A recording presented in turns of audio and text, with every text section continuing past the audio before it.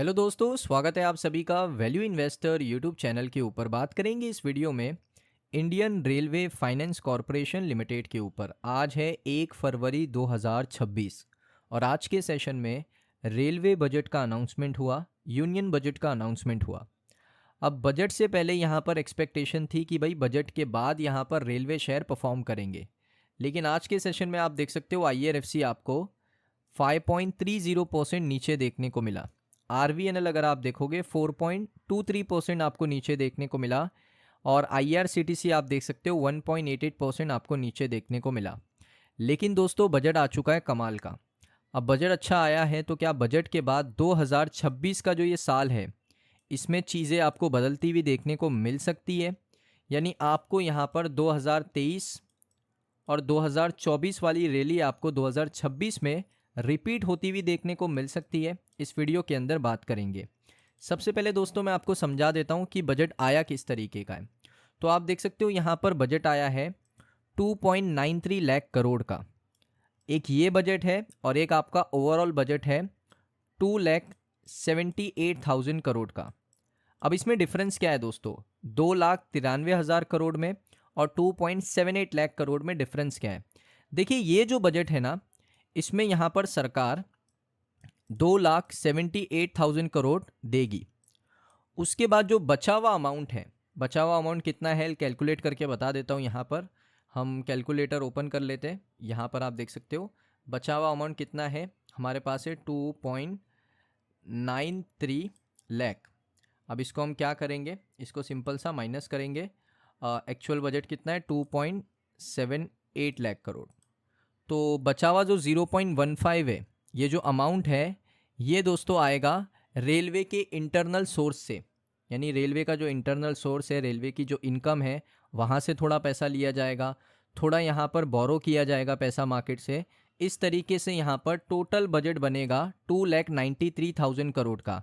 लेकिन जो सरकार पैसा देगी वो है सिर्फ 2,78,000 करोड़। उसके बाद जो पैसा ऊपर का बचा है जो हमने देखा 0.15, वो यहाँ पर पैसा कौन देगा, वो पैसा रेलवे की इनकम से लिया जाएगा, थोड़ा पैसा बोरो किया जाएगा। तो इस तरीके से यहाँ पर टोटल बजट बैठेगा 2,93,000 करोड़ का। और इसका मतलब है कि 10% का ईयर ऑन ईयर बेसिस पे ग्रोथ है बजट के अंदर, 10% का ईयर ऑन ईयर बेसिस पे ग्रोथ है। अब दोस्तों यहाँ पर सरकार ने कुछ बड़े फैसले लिए जो मैं आपको दिखा देता हूँ यहाँ पर बहुत ही जल्दी। देख सकते हो यहाँ पर जिसमें एलोकेशन है न्यू लाइन्स का, वो इंक्रीज़ किया गया है 30,632 करोड़ से उसको बढ़ाकर 36,722 करोड़ कर दिया। गॉज का जो कन्वर्जन होता है उसके अंदर दोस्तों यहाँ पर पहले था 4,284 करोड़ का यहाँ पर बजट, अब उसको 4,600 करोड़ कर दिया है। एलोकेशन रोलिंग स्टॉक के लिए दोस्तों पहले था 50,000 करोड़, अभी उसको 52,109 करोड़ कर दिया है। उसके बाद दोस्तों यहाँ पर इलेक्ट्रिफिकेशन का जो प्रोजेक्ट है उसके अंदर 500 करोड़ से लेकर 1,000 करोड़ यहाँ पर बढ़ा दिए गए। सो आप कह सकते हो ओवरऑल सारे बजट के अंदर, सारे सेक्टर के अंदर, सारे जो इम्पोर्टेंट कंपोनेंट्स है बजट के, रेलवे लाइन, गॉज कन्वर्जन, उसके साथ साथ यहाँ पर रोलिंग स्टॉक, इन सभी के अंदर आपको जो बजट स्पेंडिंग का अमाउंट है उसको बढ़ा दिया है सरकार ने, जो कि रेलवे सेक्टर के लिए एक बहुत ही अच्छी खबर है। उसके पास कोई ऐसा एक स्पेसिफिक अनाउंसमेंट नहीं किया कि नया ट्रेन हम लेकर आएंगे वंदे भारत। उसके बाद हाई स्पीड कॉरिडोर का तो अनाउंसमेंट हो चुका है, फाइनेंस मिनिस्टर निर्मला सीतारमन ने लोकसभा के अंदर हाई स्पीड कॉरिडोर का अनाउंसमेंट किया है। तो मुझे लगता है कि कुछ दिनों के बाद यहाँ पर ऐसा अनाउंसमेंट आपको देखने को मिल सकता है कि जो हमारे जो रेलवे मिनिस्टर है वो बुलेट ट्रेन का अनाउंसमेंट करे, वो वंदे भारत की स्लीपर ट्रेन का अनाउंसमेंट करे। ये बहुत ही जल्द आपको देखने को मिल सकता है। फाइनेंस मिनिस्टर ने लोकसभा के अंदर ऐसा अनाउंसमेंट बिल्कुल नहीं किया।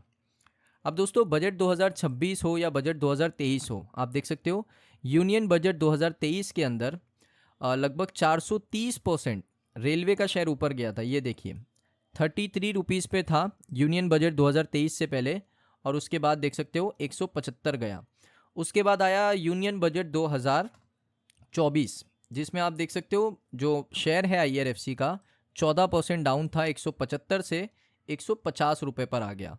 उसके बाद आया यूनियन बजट 2025। यूनियन बजट 2025 में क्या हुआ, IRFC का शेयर 20% डाउन आपको देखने को मिला, 150 रुपये से 120, और 120 के बाद इसने 110 का लेवल भी दिखाया, 109 का लेवल भी दिखाया।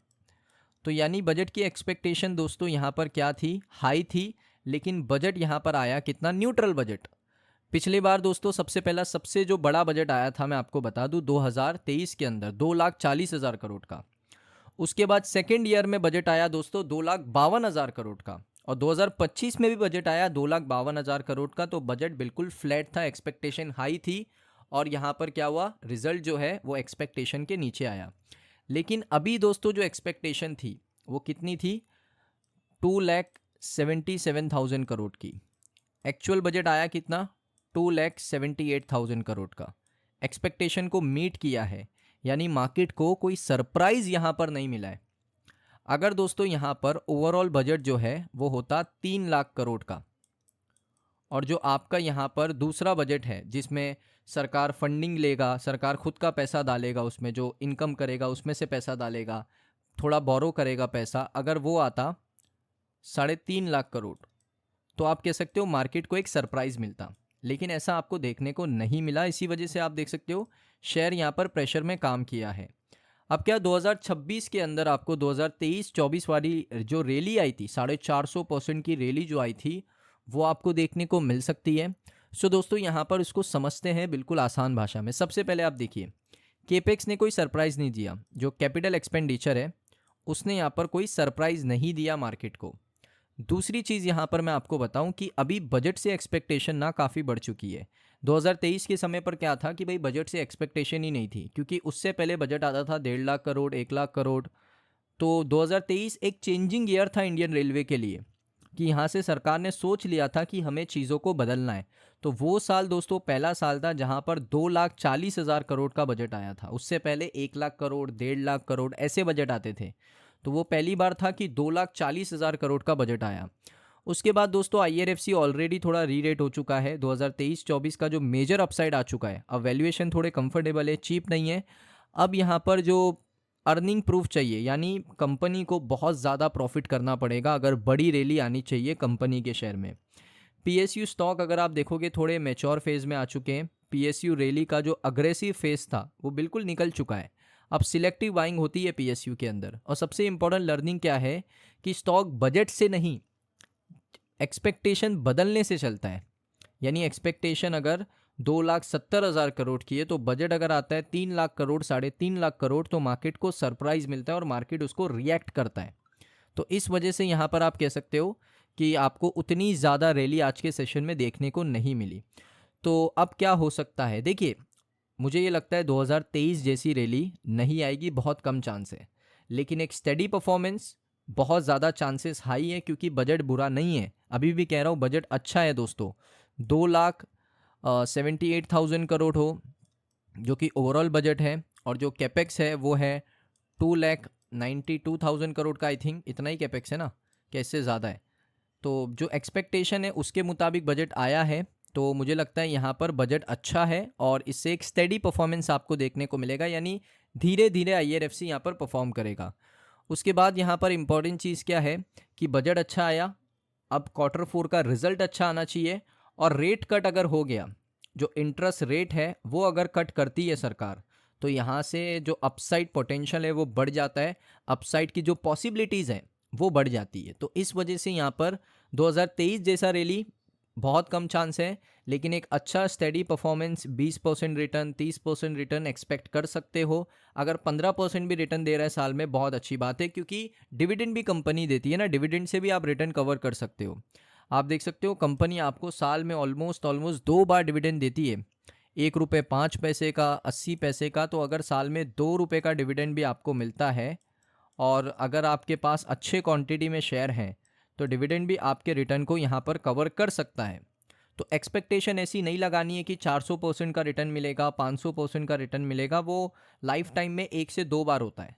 लेकिन ये एक्सपेक्टेशन रखना कि भाई 15% का रिटर्न बने या 20% का रिटर्न बने, तो ये एक्सपेक्टेशन एक न्यूट्रल एक्सपेक्टेशन है जो आप IRFC से रख सकते हो। इतना तो इसके फंडामेंटल मजबूत है कि आपको इतना रिटर्न निकाल के दे सकता है।